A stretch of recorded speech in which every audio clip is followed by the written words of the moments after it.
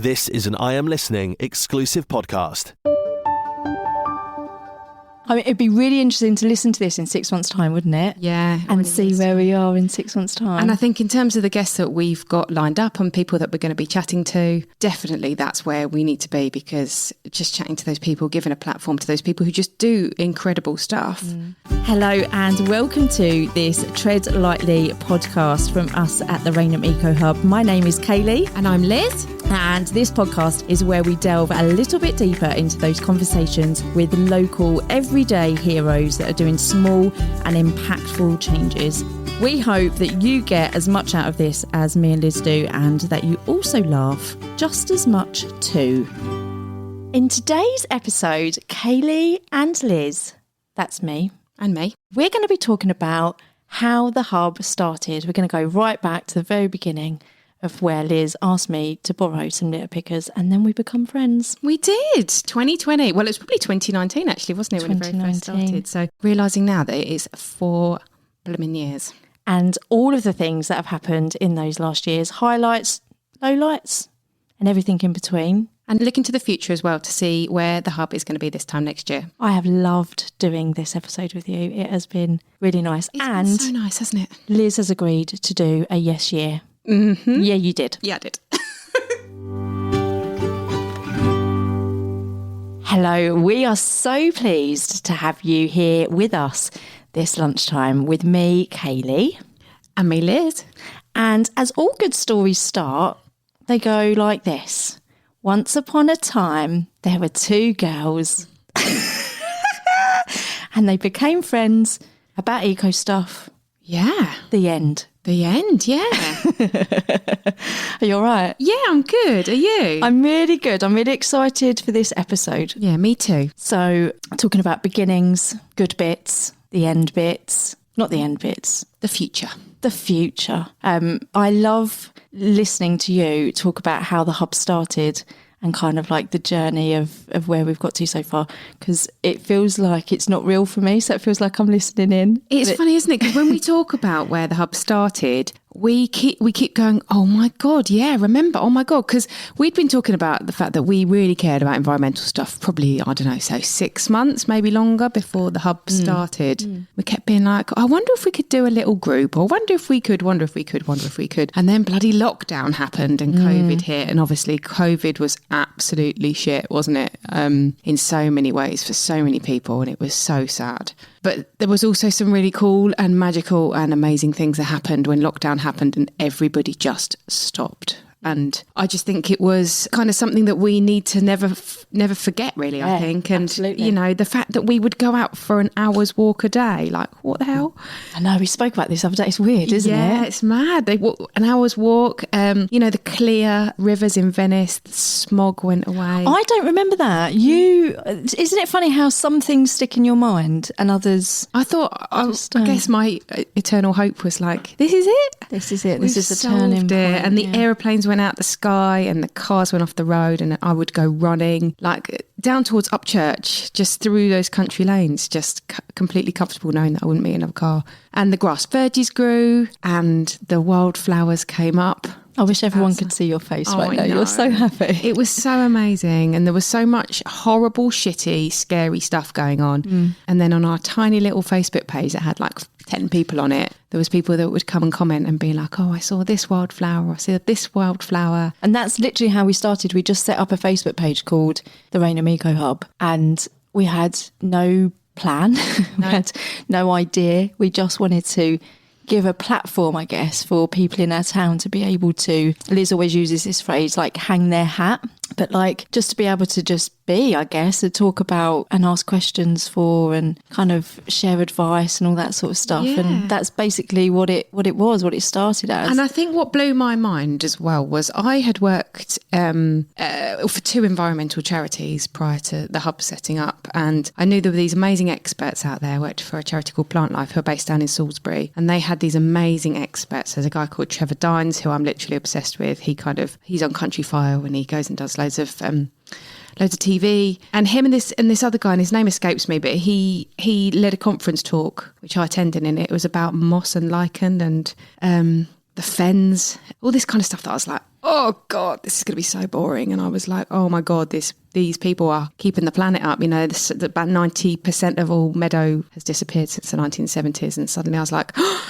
my God, this is relevant to everybody, not just to people that love flowers and are posh and well-educated and everything else. So suddenly then to be able to take a minute in lockdown to go, you know, these amazing experts that do this stuff and they go on the telly and they talk about it, like they live amongst us and they know and they care about They live amongst us. They do know.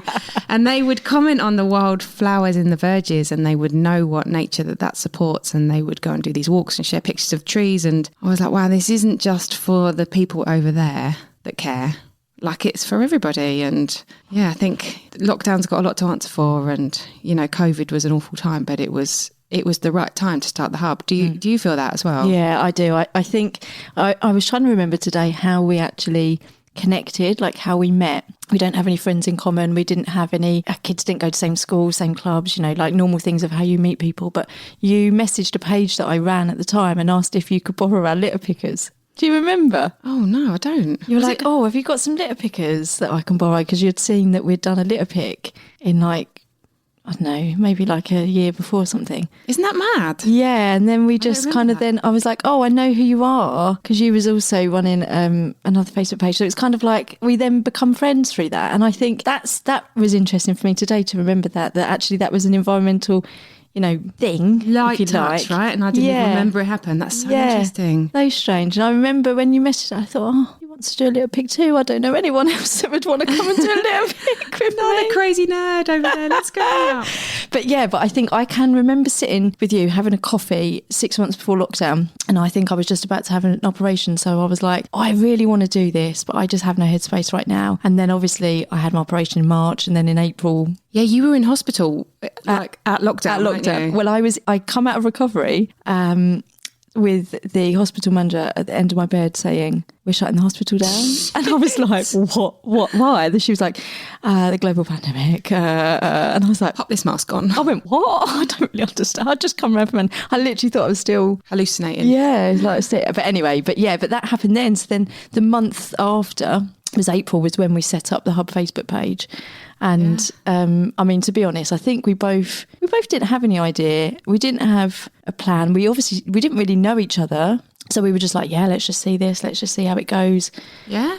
Let's see if we can find another couple of people to maybe go litter picking with. I thought we'd have, I don't know, 20, 30 people, but that would have still been Did cool. you? I would have been loads more than what I thought, yeah. I still think that would have been really nice, though, just to have like, just thinking we could like buy a barrel of like, I don't know, washing up liquid and share it out. Share it, a bit of a cooperative between 20, 30 people, and how cute that would have been. We just shared our tips and it just grew and grew and grew. But I can remember you like literally wetting yourself over these grass verges in lockdown. And I remember you texting me like really excitedly. And I remember thinking, I don't know what this girl's on. Like, this is great. Yeah, it's beautiful. I didn't see the connection. Like, I didn't. Really? What, you mean as in you didn't see it as an environmental thing, or did you just think it was? I think I didn't. I mean, it's difficult because I'm talking in hindsight, right? But I remember being like, obviously there's a connection because it's nature and the environment, and we are part of that. We're not separate from, and I understood that. But it wasn't quite where my understanding at the time was of what environmentalism was, like what the conversations were. My understanding at the time was the kind of reduce, reuse, recycle approach. So it was more about consumerism. And waste and things like that. Yeah, and it was more about that. And it almost felt like the nature stuff, the biodiversity. I mean, biodiversity was a word I didn't understand. Probably actually, it took me a good while after me hearing that word of really understanding what that meant. I didn't connect that and put it in the same box. It was almost like it was separate from. And so that's interesting how my brain has just evolved, you know, over the last 3.5 years for that. I'm looking at my shelf that we've got in the studio, and I've got the Nancy Birth Whistle Green and Clean book. And then above it, I've got like The Garden Jungle by Dave Goulson.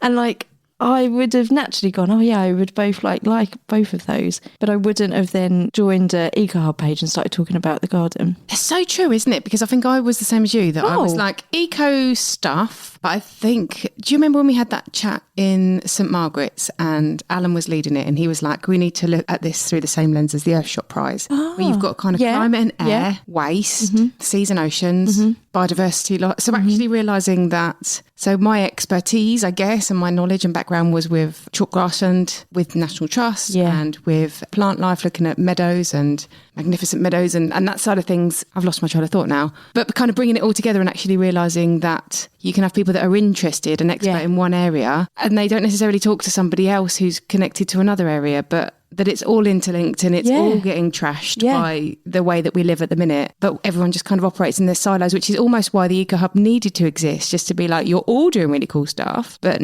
no one needs, kind of working in isolation doesn't necessarily build the whole picture. Exactly. And I think just for people that have not come across our Facebook page, I think it's worth just mentioning we still only have a Facebook page. And don't want to say only because as in like, you know, minimalise it. But we've got a Facebook page. That is our platform. That is our landing pad where you can come and see all of the great stuff that's happening in our town. And essentially, the place that we've got to at the minute is Liz and I celebrate, cheer on, encourage, enable loads of really cool action in our town under all umbrellas of environmentalism. So you can be your litter picking, you're reducing waste, you're looking at biodiversity, protecting green spaces, looking at the air that we breathe. And when we told that to somebody in the early days, they went, you're insane, you can't do all of that. And it's like, no, we're not going to do all of that. We're going to create a platform where other people can be educated, can educate us, and we can enable action through that page to allow other people to step up and start doing some cool stuff. And that leads on really nicely into kind of like the best bits that we've had so far, because a lot of people, when we started, there were some funny examples of people coming to find us and saying, oh, can you help us set up a hub? And we were like, I mean, we can try, let's have a conversation. And they go, and we said, well, we start with a Facebook page. And they go, yeah, no, that's not going to work. And we're like, oh, we know no other way. Sorry. Okay, we don't know any other way but a Facebook page. But by the way, how did you find out about us? Because the only way you would find out about us is a Facebook page. But they'd had a friend who told them, found us on Facebook. So that was a hilarious but there are Eco Hubs out there that are doing really cool stuff. So some have physical spaces. There's an Eco Hub in Surrey, and they've got garden, they've got a community fridge, they've got a space where you can go and do refilling. They go and do like bra drop-offs. You can kind of swap your winter coat and that kind of thing. So some do have a physical space, but there's a growing movement of people that are just like, that's not feasible for us. But what we can do is just connect and find out what people are doing and celebrating that. Yeah, absolutely. And we've had some amazing moments. Well, we've had some pinch me moments over the last, 3.5 years? It'll be 4 years in April. No, it won't. Yes, it will, because we're going into 2025. I'd have said it was 3 years in April. So we've had some really pinch me moments, and I think it would be really nice to just go and revisit a couple of them. What are your standout bits that you would say? I mean, I always come back to trying to reflect on the importance of the lady called Jem. Do you remember Jem in lockdown? I think she's your friend anyway, isn't she? Who set up the garden safari. Yes. So really, really early doors, back in lockdown again. Well, I met her through that. I didn't know her before that. Yeah. But just a lady who wouldn't even necessarily, I don't imagine, have said that this was because of environmental, issues, but actually because the shops were all shut and the boot fairs didn't happen, it was a case of saying, look, pop stuff on your drive, wear a mask, sit back, and we will all come along and, buy stuff or swap. I think it was swapping. I don't even think it was exchanging money. And so people were just kind of getting rid of all sorts of stuff, and it just the amount of stuff that just didn't end up in landfill because of the garden safaris was awesome. And then that kind of principle took to social media bigger picture, and our bigger town community page was swapping birthday balloons, and they were swapping, dinners and leftovers. And I found this in my garage. What do people think? And so that kind of community COVID connection piece was really cool. And essentially, I don't think it was started as an environmental piece, but it gave an opportunity to talk about reducing waste, buying less, looking for secondhand, and those kind of things I think have been such a highlight for me because they've been accidental. They haven't been run by us or the hub, but actually it's just been a really good place to, like a hook almost, just to be like, that's really cool, that's good. And everyone got really good stuff out of that. They connected with their neighbours, they got rid of their crap, and the people that needed certain things would just put a message out being like, anyone got any age 12 to 13 boys trousers? Yeah, I have. And then they went to that and walked around their neighbourhood, and yeah, it was accidentally environmental, but really like sold to us that the hub can't exist unless we really look at grassroots engagement with people who don't necessarily access and talk about environmental stuff yet. And I think there's a lot of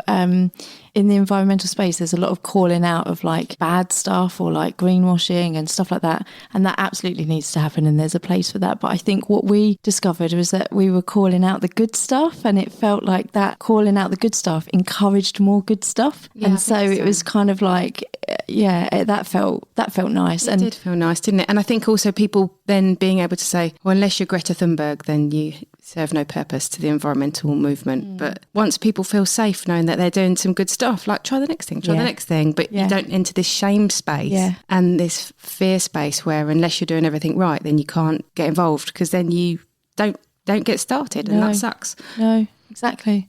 I think there's been so many moments. I'm struggling to think of like my absolute favourite.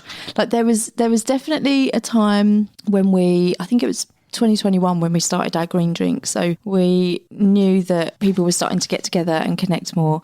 And obviously after, several lockdowns, people were itching to be able to get back and connect. And I am a people person. Like I absolutely love meeting people, meeting new people, hearing their stories, kind of why they're interested in this sort of stuff. I love that. And so we set up a green drinks that meets monthly in a local pub. And I was just in my element because it serves no purpose other than people being able to get together for a drink in a local and just chat about local environmental stuff, and that still goes on today, and that's really lovely. And it's expanded to the sense that it's still informal, but occasionally we have speakers come in and chat, and speakers are locals speaking on local issues. They're not always we have had visitors come, we've had some amazing speakers from organisations, but some of my favourites have been from local people where they've gone, I'm really interested in this and here's what I know about it, and then they share it, and that's nice because you're strengthening communities by doing that sort of stuff. So it's not a direct action towards environmentalism. Well, it is, but it's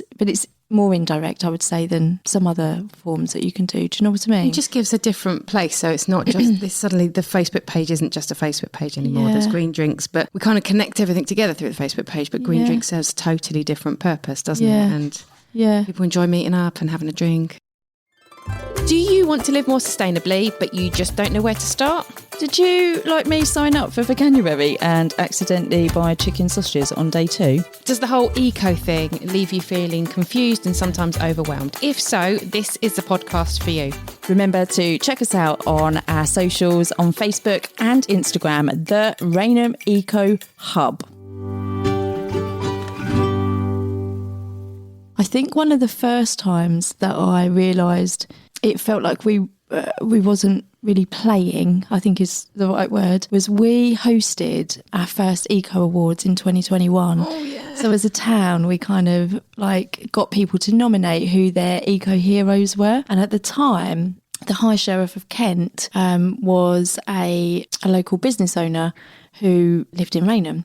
And so we asked him to be able to come and help give out the awards and award people. And I remember at the end, I'd had a panic attack by this point, by the way, people. So like I was like not really paying attention to much on stage, this was. And they came out with these flowers and this award. I'm looking at it now. It's like this award was merited by the High Sheriff of Kent, who Kaylee and Liz got one as well, in recognition of great and valuable services to the community. And it's on this like really fancy paper and stuff. And I remember just standing there thinking, oh, we're not playing. Like, people really think that we're making a difference. Did you feel that? Well, I think even on the night when we were like, this is the Eco Awards, but if everyone turned around and just went, shut up, and didn't come out, we'd go, oh yeah, fair enough, that's all right.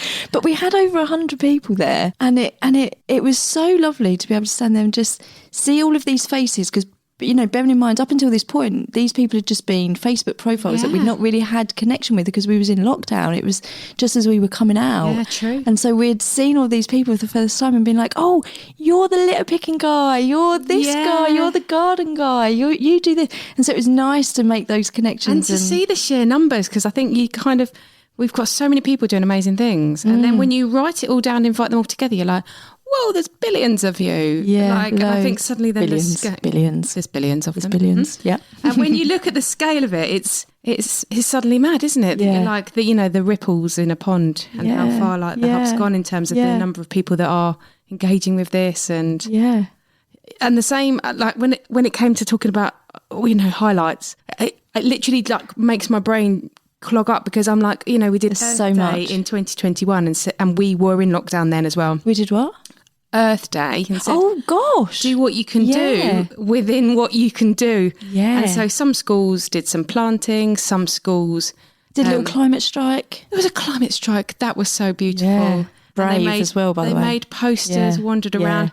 Others did litter picks. Some did like a bird spotting exercise. There were some businesses that said if you bring in your reusable cup, then we'll give you discounts off.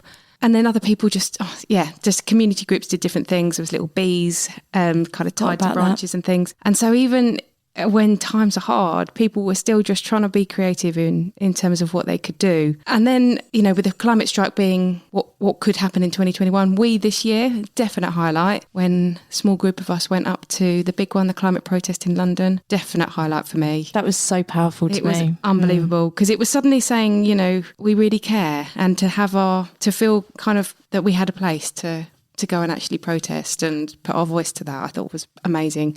Just finding other people, but from across the country, who were doing good stuff too. See, I'd done protests before, but on a much smaller scale, and I'd gone with my children, and it didn't feel protesty. Do you know what I mean by that? Like there wasn't that many people, and it didn't feel like we were really, I don't know, it didn't feel protesty. But this one, there was over 100,000 people. It was mega, wasn't it? Over the weekend, and it felt like you were definitely part of something bigger. Yeah, so I did. I agree. That is 100% one of my massive highlights. I think my huge highlight from 2023 is getting a place on the Eden community camps back in March. God, yes. And I am so, so grateful that I had that experience, because I've still really like to do some more work around like what I learned and stuff about that, because some bits come back to me and I'm like, oh yeah, like it was so good. I learned so much about just strengthening communities and empowering them to be able to go and do good stuff. That's so good. And anyone can access that, can't they? So it doesn't have to You can apply, yeah. Anybody can apply, and they do online festivals like community camps, and they also do fully funded ones. So you go to Cornwall, go to the actual Eden Project in Cornwall, and you spend a weekend there, and it's long days. Yeah. They just pour into you all of their knowledge, all of their wisdom, all of their stuff, and it's just amazing. You just meet amazing people and hear amazing stories, which is, again, what I absolutely love. So cool. But one of the most amazing things from that weekend, of course, all of the things that Eden provided was absolutely amazing, but one of the things that I think I will absolutely take to my grave is on Mother's Day. It was the weekend on Mother's Day. There was a couple of us. I didn't have a car because they provide you with transport to get there. And we were about 15 minutes from the beach. We went down to the beach at like 7 a.m, freezing cold. It was March, right? And we did a swim in the sea. That's so nice. With seals. Oh my God. And it was the sun was rising, and it was just the most beautifulest thing. And I thought, this is from the Eco Hub. So if we hadn't have started that, I know I wouldn't have ended up there. That experience. It's so many things have come from just meeting like other like-minded people that has led me into all of these different things. And I just feel like so, so grateful. And I'm so excited for what 2024 has got to bring, which same. I think we should talk about. Kind of like, we never have a plan. We never. And even if we have had a plan, we've gone, should we do this? And we both go, mm-hmm. No, we won't follow it. We try. Yeah, we because I do like a plan. I do like a plan. I like to know. Yeah, I know. But then I get bored and then I get waylaid. No. It's a bit like having a conversation with this. How many times have we had a podcast and oh my God, I just go, oh, can I just, and I just interject, and we end up going that around. is like the hub, but a microcosm of the hub in podcast form. But yeah, 2024 feels suddenly really different, doesn't it? And I don't know why. I think because the end of the first year, we were like, that escalated, but we were still just a bit oblivious to it. Year 2, we started to be like, okay, this could be a thing. The end of year 3, we had like a bit of structure given to us by some of the people when we came together and did a bit of a strategy day, didn't we? But now we've almost like come together and gone, this is really magical and really amazing. And big organisations come to us and go, will you endorse this? Or, can you give us a comment to this? Can and you we're talk like, on the telly? What? Oh, yeah, can you talk on telly? Can you talk on radio? We're like, you realise it's just me and Liz and we're still in our pyjamas. But we kept saying that, didn't we? Yeah. And they were like, no, but please come on the telly, like, because we like the ethos of just giving it a go and not stop. They didn't just want to talk to people who were in a suit and corporate and kind of could give a certain line. It was like, come and I want your authentic normal answer. people. Yeah. Normal. I want to build on it in a way that I'm able to give specific time to. So I've like been able to be really privileged to be able to be focused on environmental stuff in 2024 and give it a lot more time than I've been able to in the last year. So I'm really excited to see. I mean, it'd be really interesting to listen to this in 6 months' time, wouldn't it? Yeah. And see where we are in 6 months' time. And I think in terms of the guests that we've got lined up and people that we're going to be chatting to, definitely that's where we need to be, because just chatting to those people, giving a platform to those people who just do incredible stuff. And then they tell their story and then you go, oh, I can do that. I could do that too. But as long as you can be heard, like you can, share your message. But actually, that's one of the greatest things about the hub is actually everyday normal people just being like, have you tried this product? Have you thought about this? I use less of this. How about that?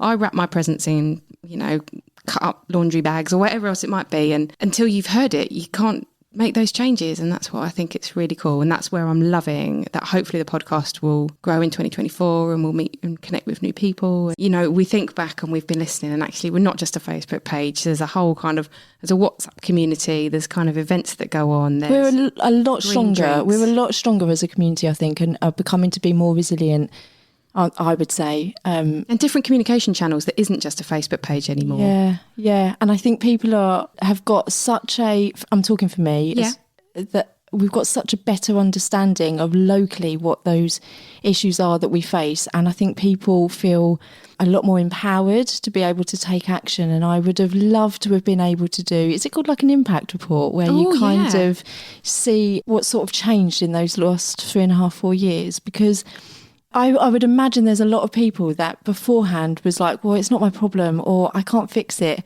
And I think what we've got now in a town that's quite a large size, to be fair, 32,000, I think we've got, I think a lot of people do feel empowered to be able to make a change and know that they don't have to do it on their own. I think that's the other thing, is that some people love working on their own, don't they, and like being able to do that. But other people like me prefer to be in a group of people, prefer to be in a team. And I would really love to see 2024 grow on that momentum of people coming together and kind of doing something for the greater good, and just becoming more stronger and more resilient. That really encourages me, I think. Yeah, I agree. So 2024, we are ready for you. Let's do it. But go find us out on socials. Give us a little follow. Thanks guys. And also rate this podcast. Please rate this podcast. Give us a cheeky rating. That would be lovely. Thanks guys. All the best. Thank you for listening to the Rainham Eco Hub's Tread Lightly podcast. If, like us, you're trying to be more sustainable, then like and subscribe to get notified when we release new episodes, or even better, share with your friends and family. Hope you enjoyed today's episode, and thank you for joining us. Stay safe, keep going, and find us on socials. Cheers, guys.